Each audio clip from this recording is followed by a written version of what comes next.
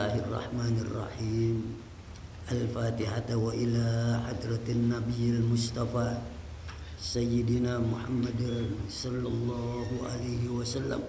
Summa ila arwahi abaina wa ummahatina wa ajdadina wa jaddatina wa masyayikhina fid din, khususan muallif hadzal kitab Riyadul Badi'ah, nafa'ana Allahu bihi wa bi'ulumihi fi darainil Fatihah.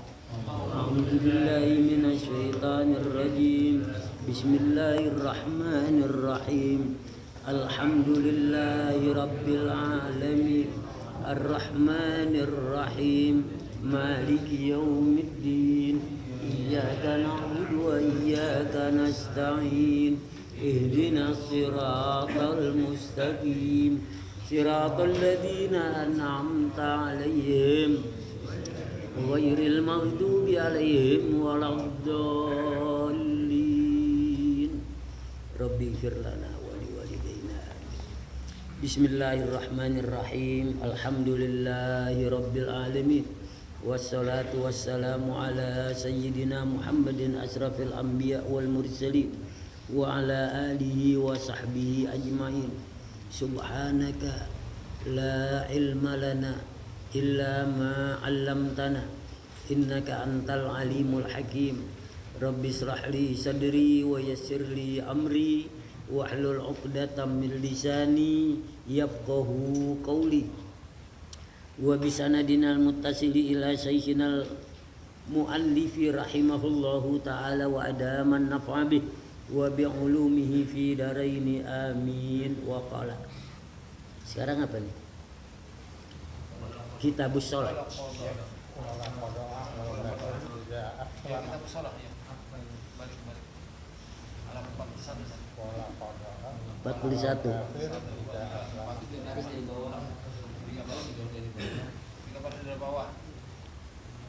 Wala qada'a. Iya. Oh, kan ada darah kemarin. Ayo, bismillahirrahmanirrahim. Wala qada'a alal kafiri idza aslama. Apa tuh? Illal murtadda wala alal majnuni wal mughma alaihi was-sakrani ba'da sawhihim illa iza ta'addaw bidzalika wala 'ala as-saghiri idza balagha. Sini aja dulu, ntar saya tulisin. Sekarang kita berbicara bagi orang-orang yang ninggalin sholat karena sesuatu hal. Bisa jadi dia meninggalkan sholat, wajib mengqadha sholatnya, dan bisa juga dia meninggalkan sholat tidak mesti diqadha sholatnya. Ini tergantung apa yang menyebabkan dia tidak meninggalkan sholat. Meninggalkan sholat itu di sini disebut wala qada'a, tidak diqadha alal kafiri, terhadap orang-orang kafir, idza aslama, kalau dia masuk Islam. Misalnya ada cekacong sama Amoy berdua, dari kecil dia itu kafir, non muslim. Ya orang kafir namanya kagak sembahyang, kagak puasa, kagak ngapain aja seperti orang Islam. Udah aki-aki nih si cekacong, udah nenek-nenek si Amoy masuk Islam, maka keduanya tidak mengqadha sholat yang ditinggalkan selagi masa kecilnya. Kenapa? Karena pada saat itu dia belum Islam. Dan bagi orang yang di luar Islam tidak berkewajiban untuk sholat, untuk puasa, untuk zakat.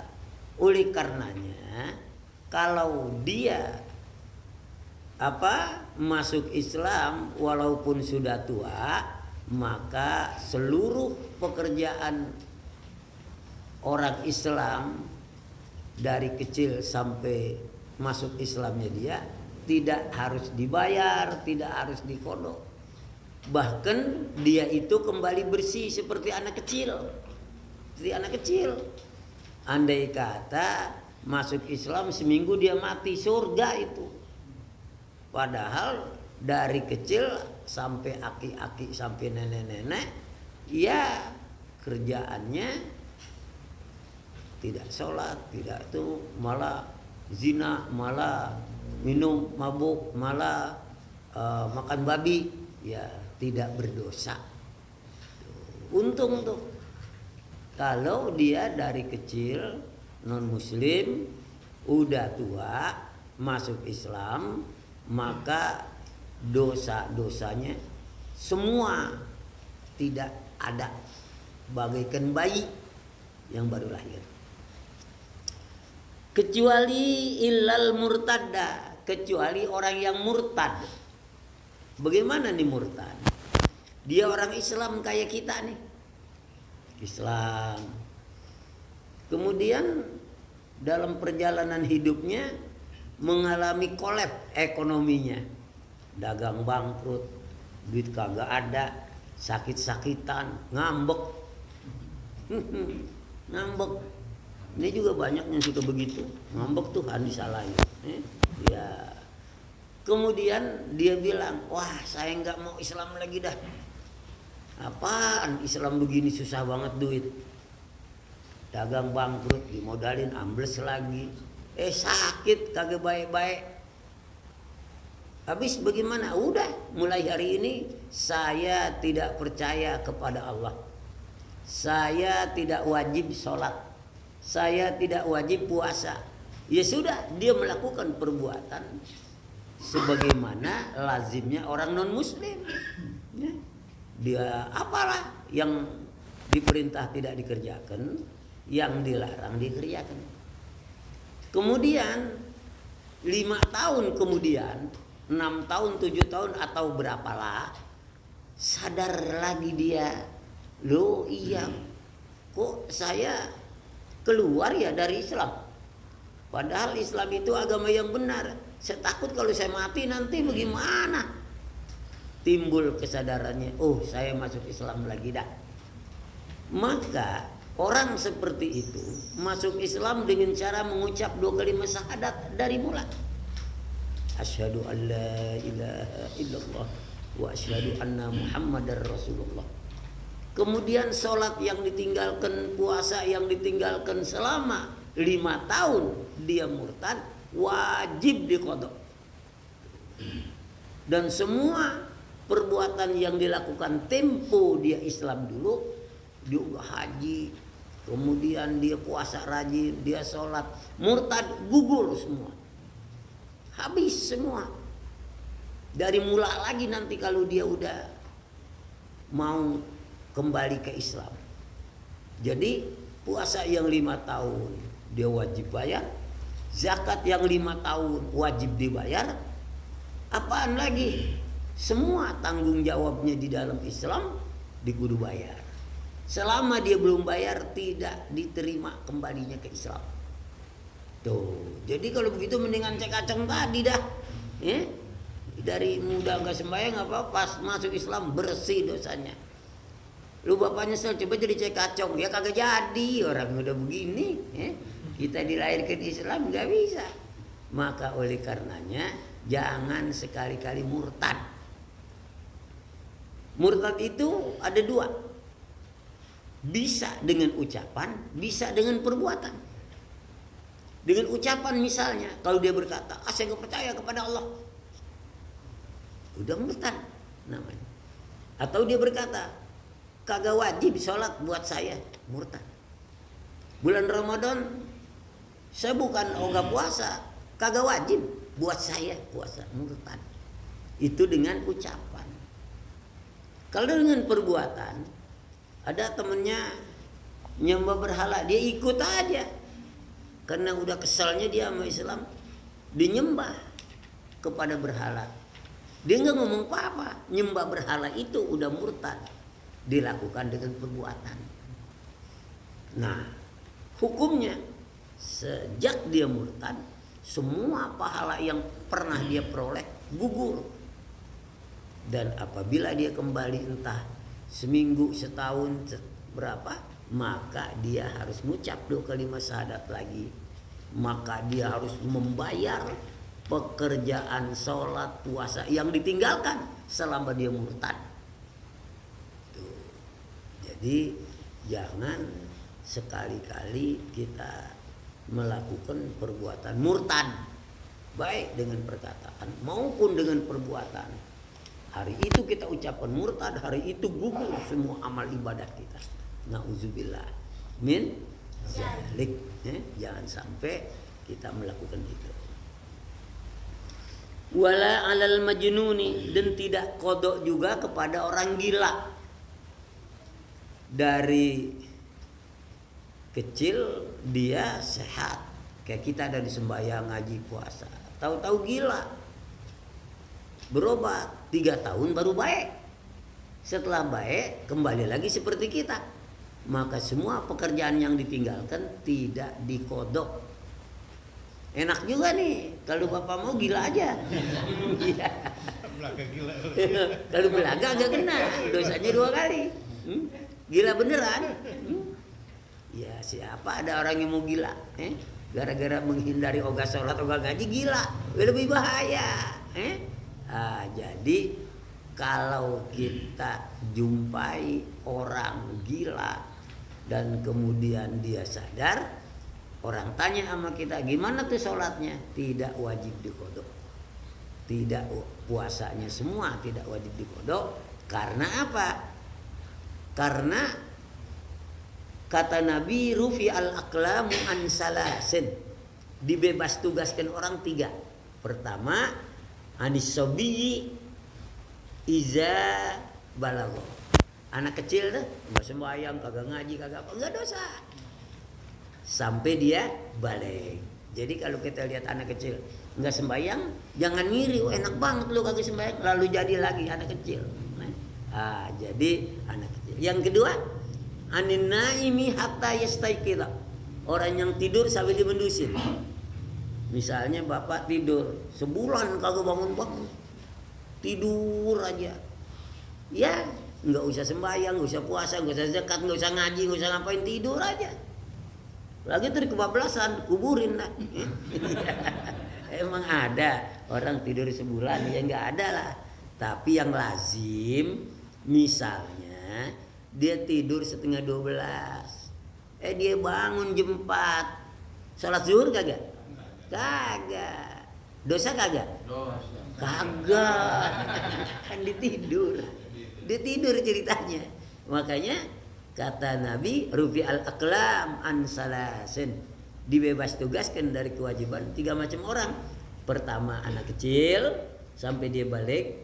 Kedua orang lagi tidur. Andai kata di bulan Ramadan dia tidur, kira-kira mulai tidur setengah 3, dia bangun udah jam 5 lah, dikagak nyaur, dikagak puasa. Dosa apa enggak? Kagak. Makanya kalau mau kagak dosa, tidur jangan bangun-bangun. Ya, itu pekerjaan yang ditinggalkan semua itu tidak berdosa. Dan yang ketiga, anil majnuni hatta yafiqa, orang gila sampai sembuh. Digila berbulan-bulan, bertahun-tahun, selama dia gila bebas tugas. Sembahyang enggak, puasa enggak, disembuh enggak usah dikodok. Begitu. Jadi di sini dibilang tidak mengkodok sholat seseorang yang apabila dia kafir kemudian masuk Islam. Lain halnya dengan orang yang murtad. Ini udah saya jelaskan tadi.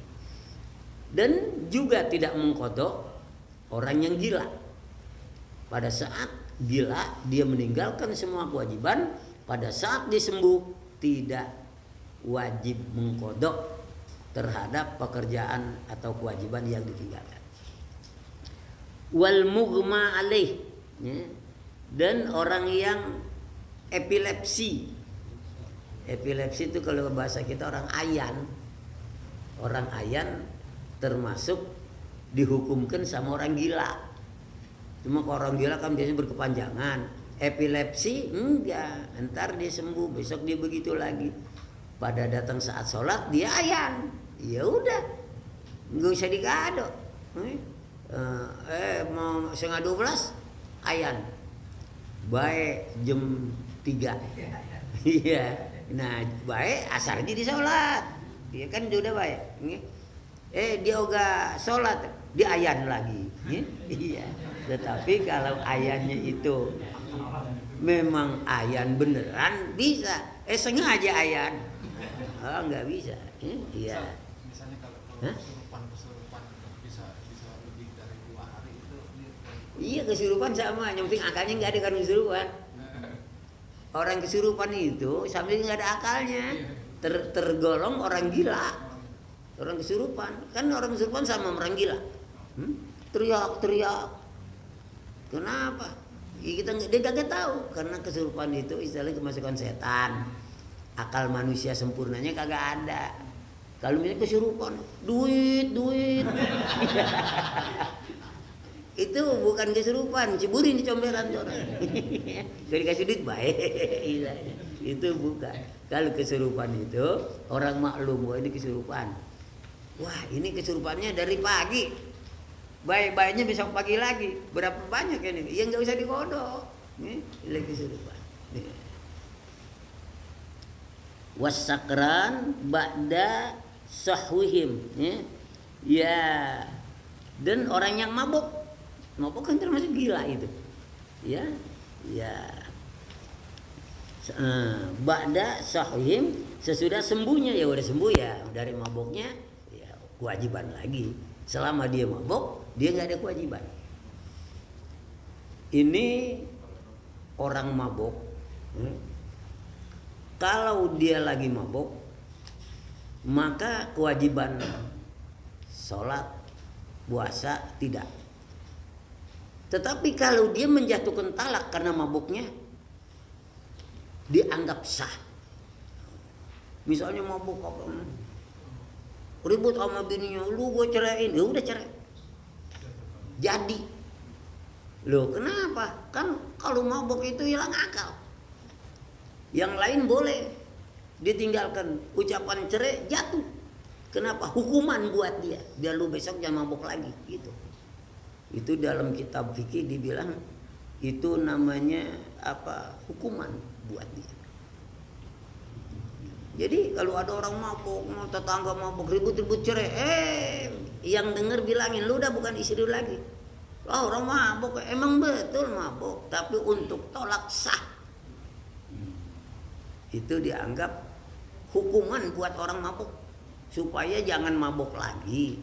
Dan kalau mabuk jangan ngomong-ngomongin cerai. Gitu. Walaupun mabuk nggak boleh begitu ya?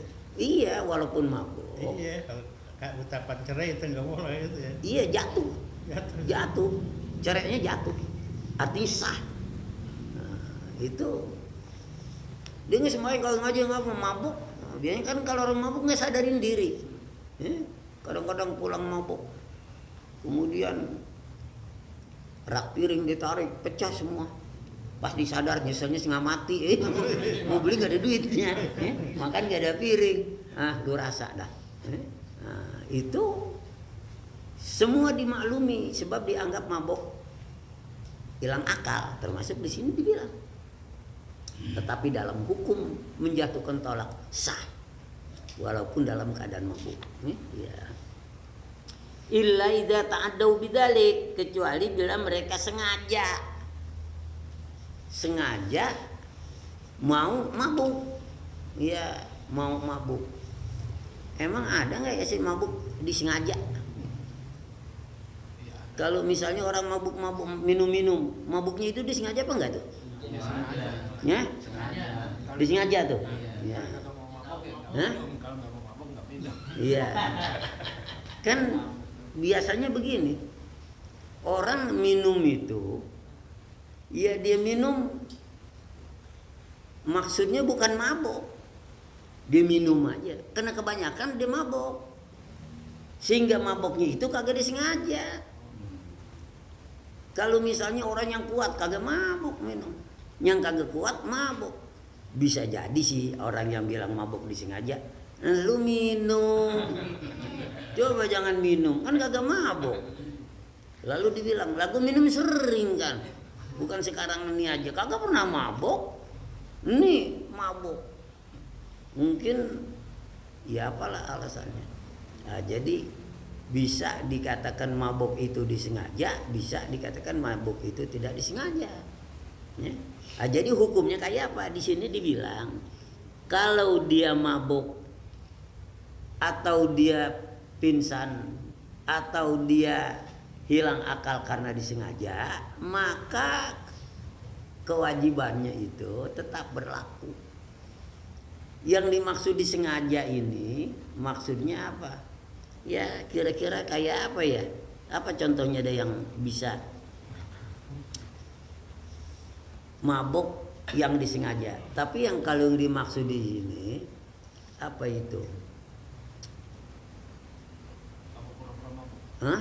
Pura-pura mabok, pura-pura gila, pura-pura tidur-tiduran padahal dia kagak tidur, ya? Ya, ini yang dimaksud. Kalau mabuk dengan sengaja, kita tuh sulit menjawab mabuk itu disengaja bukan. Kalau dibilang disengaja, kok disengaja? Dia bukan. Emang kalau dia minum, dia kepengen mabuk? Enggak ada. Saya kepengen minum, pengennya mah kagak mabuk. Dia minum kebanyakan jadi mabuk, padahal bukan maunya dia mabuk. Yang disengaja bukan maboknya, minumnya disengaja. Sekarang pertanyaannya mabuk disengaja ada enggak? Ada, Ustaz. Ada. Ada. Begitu. Misalnya orang kalau nonton di Bongan nih atau yang ini, biasanya mabuk dulu kan itu sengaja. Minum juga. Dia nggak pengen minum, nggak pengen mabok itu. Mabuk itu. Tanya dia dulu, lu mau mabuk apa enggak? Tapi gua mau minum. Makanya saya tanya kira-kira ada nggak mabok sengaja? Kata dia ada. Jawabannya apa? Itu dia minum, dia bukan sengaja mabok, sengaja minum. Tapi minum. Hah? Jadi bukan sengaja mabuk ya? Sengaja minum. Iya makanya saya tanya kamu.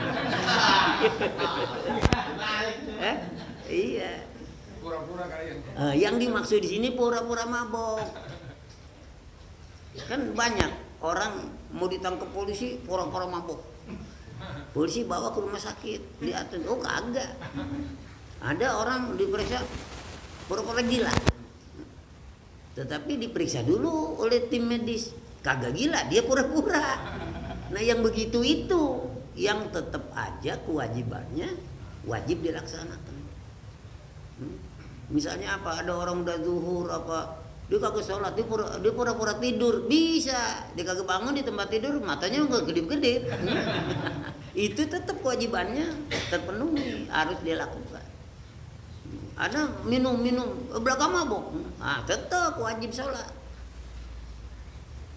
Jadi makanya pertanyaannya ada nggak mabuk disengaja? Yang dimaksud di sini pura-pura mabuk, pura-pura gila, pura-pura hilang akal. Maka itu tetap kewajiban sholat. Apabila di kerjaan diwajib qada, orang dia pura-pura. Tapi kalau mabuk beneran kan sakron tadi udah. Sekarang makanya kalau sakron itu mabuknya karena minum, bukan dia sengaja kepengen mabuk. Kemudian dia minum mabuk, ya udah. Nah, kemudian di bawah ini illa iza ta'addau bidzalik, kecuali kalau dia sengaja. Nah, sengaja maksudnya di sini kalau orang sengaja mabuk berarti dia pura-pura mau mabuk. Bentuknya ya disengajain, dibikin-bikin. Ya, atau pengertian apa lagi yang lebih tepat? Kecuali orang yang sengaja mabuk. Makanya saya tanya, ada nggak orang sengaja mabuk? Nah, dia jawab tadi, ada. Emang itu dia minum? Dia minum sengaja minum. Tanya dia, lu mau minum, lu mau mabuk? Menurut saya jawabannya, ya gua gak mabuk, malu kan mabuk. Tapi gua mau minum. Nah, makanya mabuk ada nggak disengaja. Ya, nah maksud di sini kira-kira pura-pura mabuk yang dimaksud fikih itu. Sebab orang pura-pura mabuk banyak, pura-pura gila banyak, pura-pura tidur banyak. Sebabnya apa? Kita buktikan kalau polisi orang habis ngapain, pura-pura gila, dianggap orang gila. Ya, orang kan belum lama ada tukang azan dipukul sama apa? Orang gila. Sama besi, pukul orang gila lah. Yang mukul orang gila, dipukulnya pakai besi pipa. Orang habis tadi rupanya orang itu apa? Itu.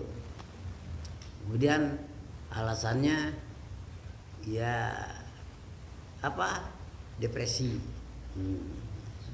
Ada lagi dulu yang orang coret-coret musola, ya kan? Nah, kan diperiksa gila katanya. Ada lagi apa? Ali Jaber, iso alasannya gila. Jadi itu pura-pura gila, tapi setelah diperiksa nyatanya kagak. Nah, jadi kalau orang yang pura-pura kayak gitu, itu wajib sholat, dan kalau dia tinggal wajib dikodok. Ya, sebab dia buat-buat. Jadi istilah di sini sengaja gila atau sengaja mabuk, ya sulit kita terima akal. Kalau dia pura-pura mabuk, pura-pura gila, masuk akal. Ya, begitulah kira-kira. Wala ala sawiri idza balagha. Dan tidak mengkodok juga bagi anak kecil yang tidak sholat, tidak puasa, tahu-tahu dia balik, ya udah. Selama sebelum baliknya, maka dia itu tidak wajib mengkodok terhadap kewajiban yang tinggalkan. Sampai sini dulu. Ada yang bertanya, silakan. Yang belum paham, kalau udah paham syukur, kalau belum ya mananya yang belum. Ustaz, masalah kodok. Iya. Nih, kita kan nih ya dari akhir balik sampai biasanya sampai sadar nih, kita itu kan sembahyangnya bolong-bolong. Iya. Bolong-bolong tuh Sembahyang bolong-bolong, kalau pohon bolong-bolong mahal ya.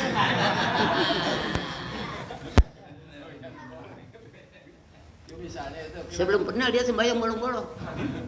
rata-rata kan kagak dikodok tuh, rata-rata nggak dikodok tuh. Cara kodoknya gimana?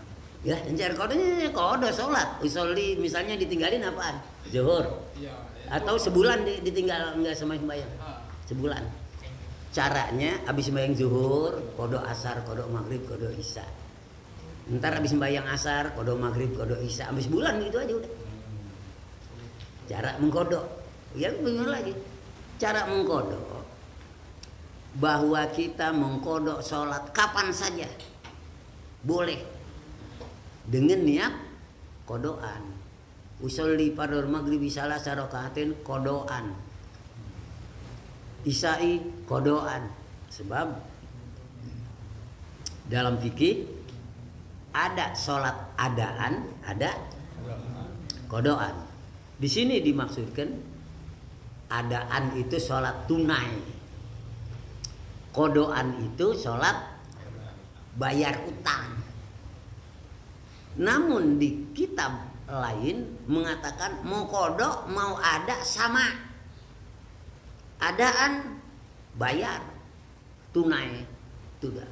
Kodoan bayar juga, cuman utang, tapi kan intinya bayar. Sehingga karenanya kalau kita sembahyang kodok, niat keadaan sah, kata sebagian ulama. Kata ulama yang lain, untuk membedakan antara tunai dan kodok, kalau kita sholat pada waktunya adaan, sholat bukan pada waktunya kodokan. Mengapa dikatakan sama? Nabi sendiri kan pernah, saya bilang, ketika pulang perang rame-rame, itu kira-kira jam 2, jam 3, semua capek. Kemudian pada mau tidur, Nabi bilang, coba di antara kita ada seorang yang jangan tidur, supaya subuh tahu. Nanti kita yang tidur dibangunin kalau udah masuk subuh. Ali jawab, iya dah sudah, nyala tidur, saya aja dah yang nggak tidur, saya tungguin nanti. Rupanya Ali nungguin tidur juga. Ya orang sama-sama capek, tidur. Pas tidur, bangun rame-rame udah menjelang mencorot matahari, artinya udah bersinar matahari, udah terang. Ada subuh nggak tuh? Kagak ada. Bangun, Nabi juga bangun. Woi, ayo kita sholat. Apa nih sholat adaan? Habis kita bangunnya segini. Nah, jadi disitulah padahal sholat subuh bukan pada waktunya. Namun Nabi merintahkan niat usolli fardhu subhi rakatain adaan. Gitu. Sehingga kata ulama, oh kalau gitu mau adaan mau kodoan sama aja.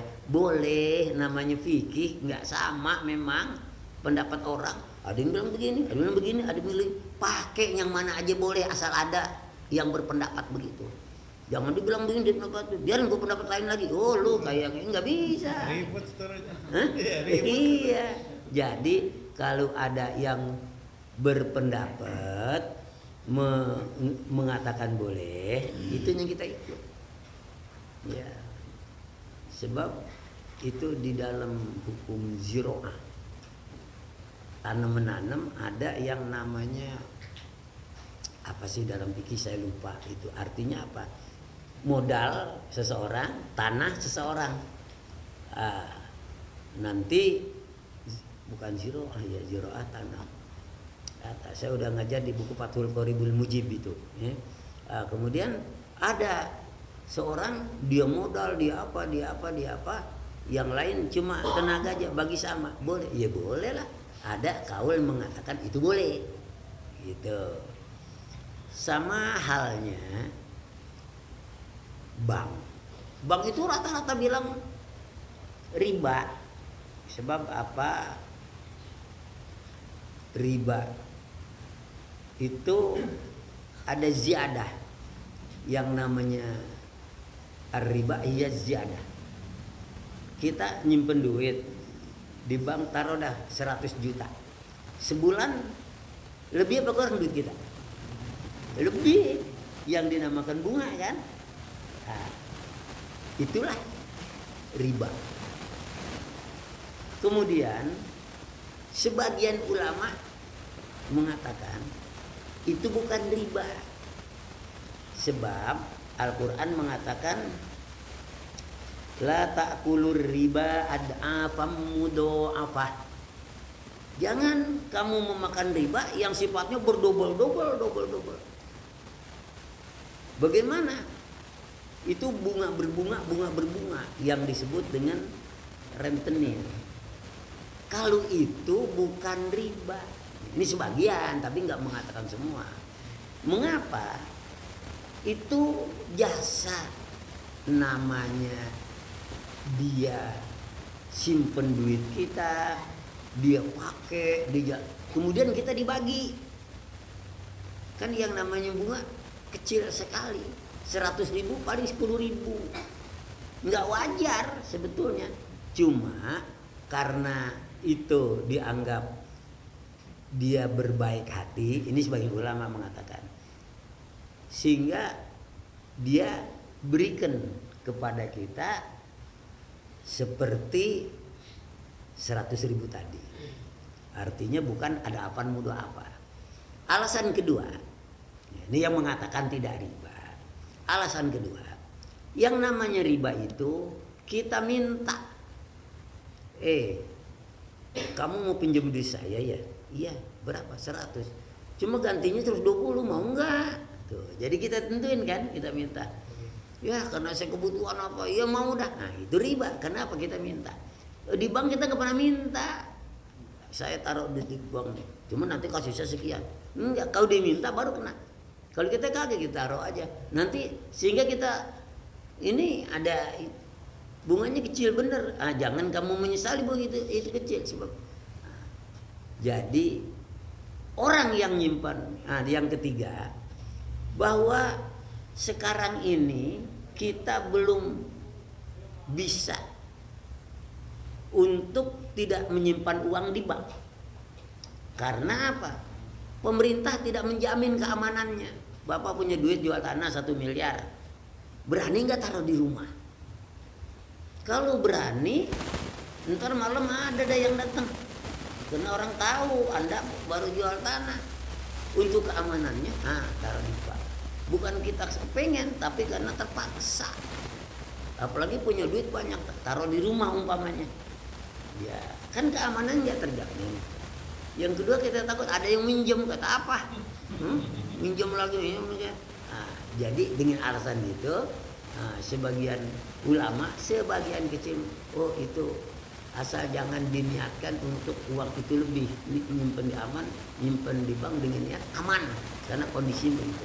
Ada makan itu. Nah kalau orang-orang yang menyimpan itu dia pakai yang penting ada yang mengatakan walaupun kecil itu tidak riba, udah saya ambil. Nanti kalau ditanya Allah tanggung jawabnya mereka yang mengatakan itu tidak riba.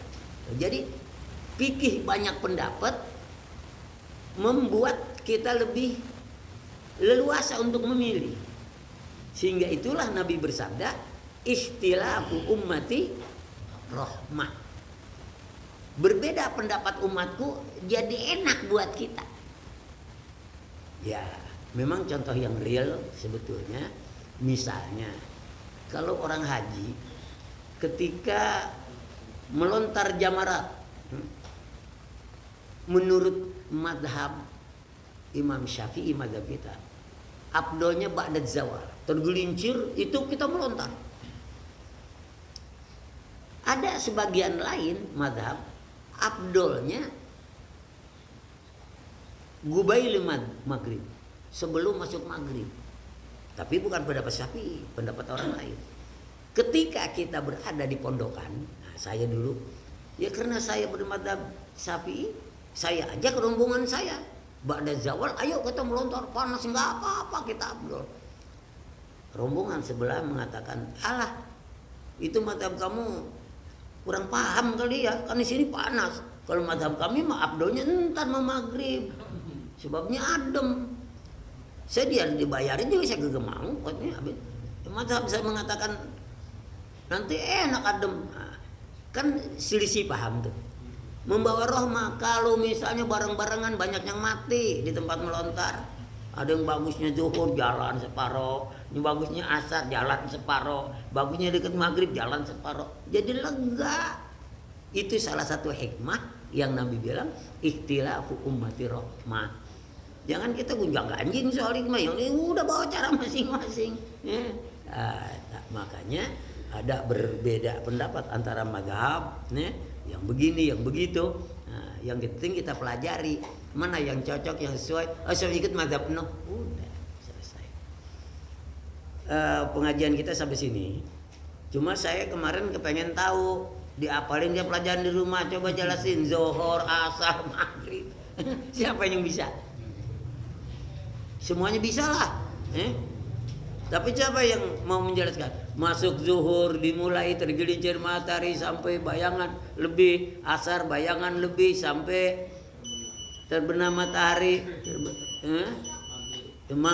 terbenam matahari, maghrib mulai terbenam matahari sampai ya pokoknya bagaimana dapatan Anda yang ngapalin, saya kan menyuruh ngapalin doang. Coba Haji Jamuri, coba saya dengar bagaimana dari zuhur, ayo. Waktu zuhur dimulai semenjak tergelincirnya matahari dari bayangan sehingga habisnya bayangan,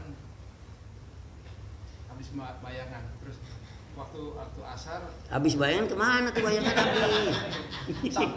sampai sama bayangan. Kalau di ini misalnya garis itu di ini bayangannya sama, itu udah waktu zuhur.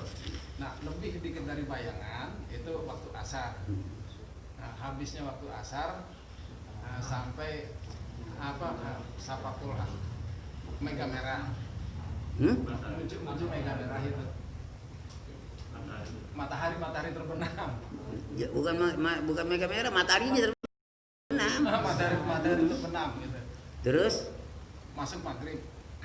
habis Habis iya. asar, terus matahari terbenam itu nggak enak, masuk maghrib. Habis maghrib itu kan sampai matahari Sapakul Merah, Mega Merah itu masih ada maghrib. Hilang Sapakul yang Mega Merah itu masuk Isya sampai terbit Fajar Sodik. Fajar bohong kan gitu. Fajar Sodik. Nah, pas gitu Fajar Sodik ini masuk subuh hingga terbitnya matahari. Ya benar. Cuman selalu ngadain orang dibingung masih dia ngomong. Ya, tapi intinya kayak gitu. Matahari lempeng bener. Masuk belum zuhur? Itulah yang disebut waktu tahrim. Haram sholat. Kecuali Jumat boleh.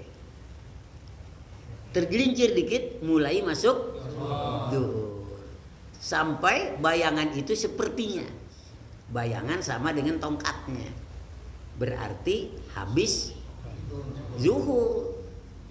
Udah bayangan sepertinya lebih sedikit masuk waktu asar sampai terbenamnya matahari. Nah, terbenamnya matahari yang tinggal kan mega yang merah itu. Nah, itu namanya mulai masuk waktu isya. Waktu isya masuk apabila sudah terbenam mega yang merah. Isya sampai kapan? Terbit fajar sodik, terbit fajar sodik, kemudian masuk waktu subuh. Nah, habisnya waktu subuh, terbitnya matahari. Ya. Tapi terbitnya matahari itu maksudnya matahari sudah mengeluarkan sinarnya. Walaupun mataharinya belum ada, kan kalau matahari itu sinarnya dulu. Sebab matahari kan begini. Kalau dia nongol sinarnya dulu. Nah, sinarnya itu yang menghabiskan waktu subuh. Pada saat matahari berjalan itu haram sholat. Haram sholat. Kalau matahari ini timbul penuh lingkaran udah masuk waktu isyraq. Nah, kalau mau sholat isyraq di situ, ya. Nah, kemudian apabila tinggian dikit masuk waktu duha. Waktu duha sampai zuhur masih ada. Begitulah waktu-waktu sholat. Yang lain kira-kira paham nggak? Walaupun kagak bisa ngomongnya, yang penting arti. Ya, kalau disuruh jelasin bingung. Kalau mau coba dah, mana jelasin anak. Zuhur kapan mulainya? Lebih dari mata bayangan. Lebih dari bayangan. Itu udah masuk asar tuh. Ini zuhur. Zuhur tuh matahari tergelincir dikit. Kalau lempeng belum, miring dikit zuhur. Kalau udah lebih masuk asar ente. Ya. Terus kalau waktu asar dari bayangan tuh lebih, tadi kan ente bilang lebih, masuk asar tuh. Habisnya terbenam matahari, ya. Jangan timbulnya bulan. Waduh, bulan apa? Matahari yang terbenam. Jadi yang jadi ukuran itu matahari. Terus rojak mana rojak?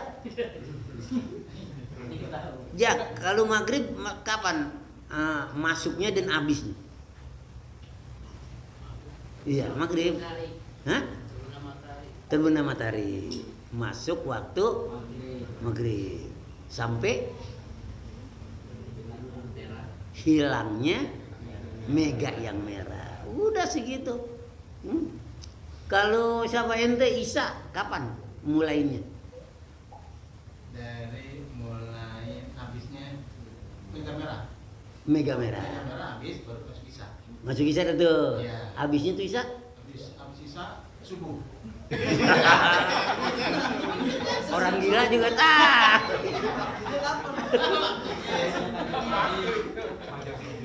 Pajar. Terbitnya pajar. Terbitnya pajar. Habisnya waktu subuh. Habis waktu subuh. Terbitnya. Terbit ke matahari. Terbitnya pajar.